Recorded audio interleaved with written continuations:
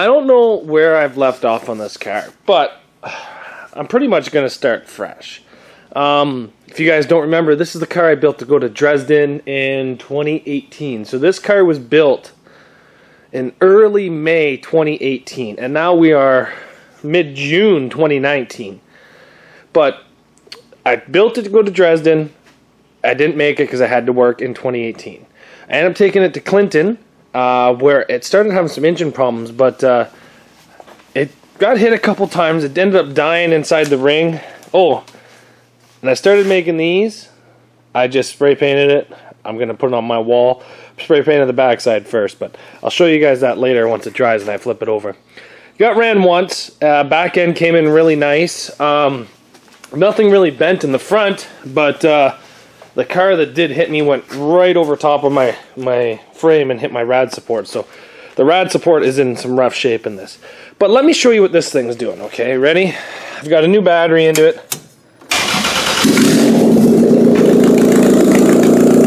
It's overfueling pretty bad. Watch for black smoke.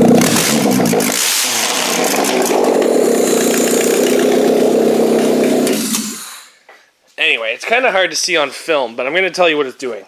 It is overfueling so bad that it is basically shutting the thing off. Now, I thought it was map sensor. I've tried changing it 3 times. This is actually a brand new one I bought off Rock Auto. So the map sensor is not the issue on this car. Let me show you a different motor and I'll show you the issues that I'm kind of thinking that it is. So the motor in that car is a 97 and newer. And this right here is a 97 and newer. They're actually 97 to 99. And if you guys know your Toyota motors, 97 to 99 does not have a return line. So what happens is this one line comes from your tank and comes in. Sorry, I got my EGR delete in the way. And it comes into here. And this is your fuel rail. And as you see, there's no return for your fuel rail. But this right here is a fuel metering system. It's got a little, I guess, seal in it, and it's like a, I don't know. Anyway, it's got a little pressure regulator built into it. Now, if you take a look, you can just undo this one bolt and change out the pressure regulator. But I don't think this is going to be that easy, taking this off of that motor inside the garage. I can't really get a wrench in here because the firewall's right here.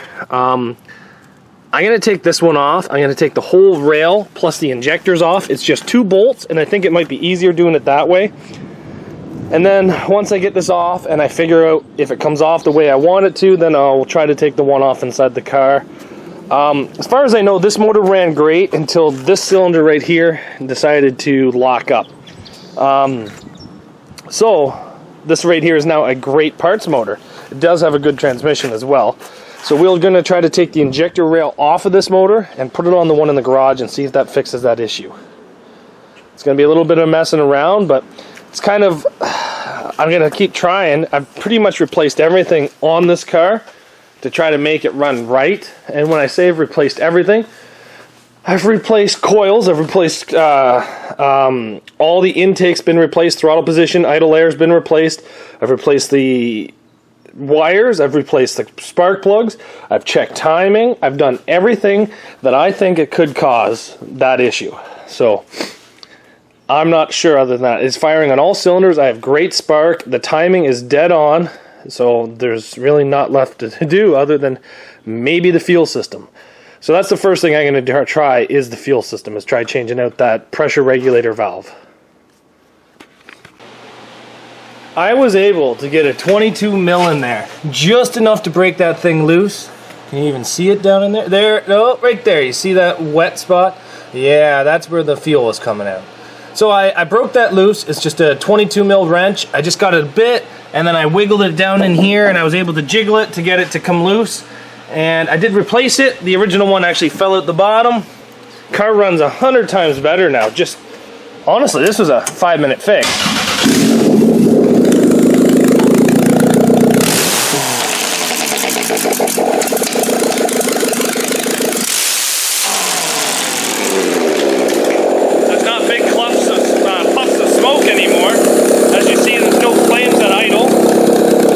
This thing's running 100 times better now. I'm actually super, super happy about this.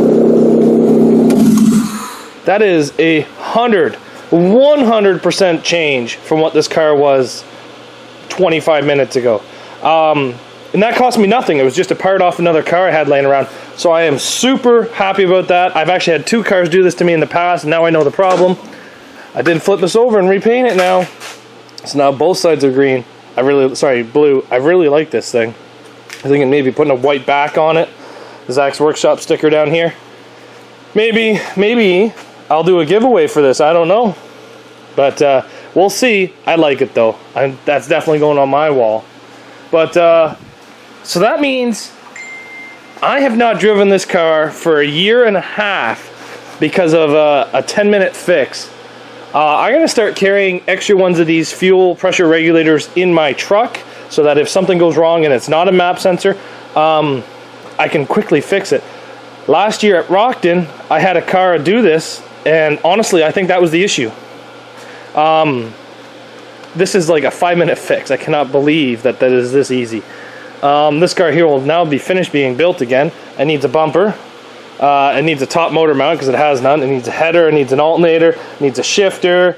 I'm going to put an order in, I guess, for a couple more shifters because I'm actually out of shifters. All my shifters are in cars and being lent away to other guys. So I'm going to order probably 2 new shifters from Josh Archibald, maybe some new headers. I got this thing made as a template. Ooh, she's a bit warm. So this is 20% bigger and thicker than the factory one. She just lines right up. Yeah, so I'm going to probably get a couple more headers made from Josh Archibald and a couple more shifters, that's for sure, because I need some more shifters. God, I need more shifters. And hopefully we can go from there. So it looks like Infected might be ready for the Derby ring again. Realistically, I haven't stolen a whole bunch of stuff out of this. I put a battery into it. I put a fuel tank back into it. It needs to be tightened down. Just needs little things, really. I even put air in the tires. I think it does need 1 strut. So other than a bumper, it needs a radiator or a loop kit, one or the other, and a new passenger strut. But that one's not too bad yet. I'll take it off and take a look at the tie rods. But I am super happy that this thing is alive again. And maybe this might be coming to a derby track near you. Thanks everybody for watching, and I can't believe it was that easy of a fix. I am super happy. Amazing. Thanks for watching, guys.